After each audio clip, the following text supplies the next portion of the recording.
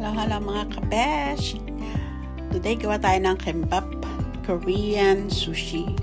Meron ako ritong cucumber, paprika, mixed paprika, carrot, surimi, avocado, vegan sausage. Nag-omelette ako. Ito yung ating nori, Japanese seaweed. Tapos nagluto na rin ako ng Japanese rice. Ngayon nilalagyan ko siya ng mirin, Japanese rice wine. Ayan, tapos haluin lang po natin para mag-mix sila. Mirin is a little bit sweet Japanese rice wine. Tapos nilagyan ko rin siya ng a little bit salt.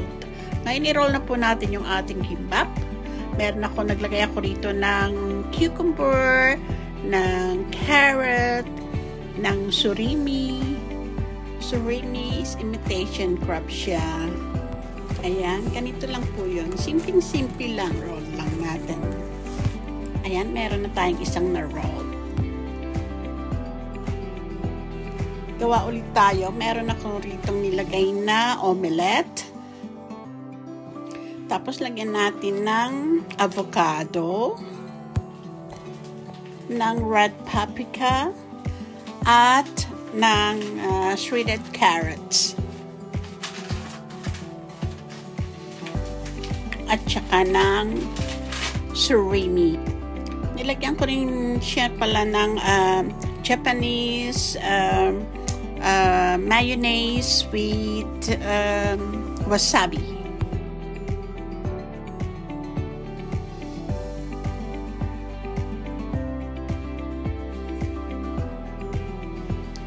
Ngayon, i-roll na natin. Ayan. Ang laki, ang daming palaman. Ang hirap i-roll, ang daming palaman. Ang taba.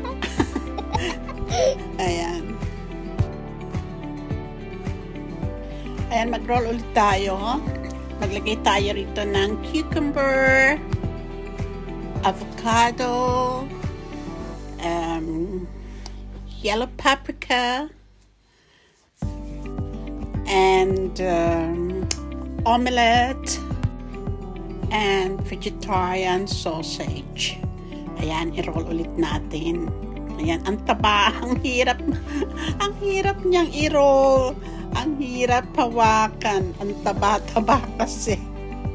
Ayan. So, lagyan natin ng water yung edge niya para dumikit po siya. Ayan, ang ganda. Ganda ng pagka-roll natin. Nag-burst siya. Sa dami ng palaman, nag-burst yung nori, yung seaweed. Mag-roll ulit tayo. Nilagyan ko ng mayonnaise yung ating rice. Tapos, ito, naglagay ulit ako ng cucumber, ng paprika, ng shredded carrot, at saka ng surimi, at saka ng omelette. Tapos, i-roll po natin. Same procedure lang po. Ayan, masyado tayong generous sa ating palaman ng ating kimbap. Kaya, ang hirap i-roll at ang taba. Ito po ang pagkakaiba ng sushi at saka sa kimbap.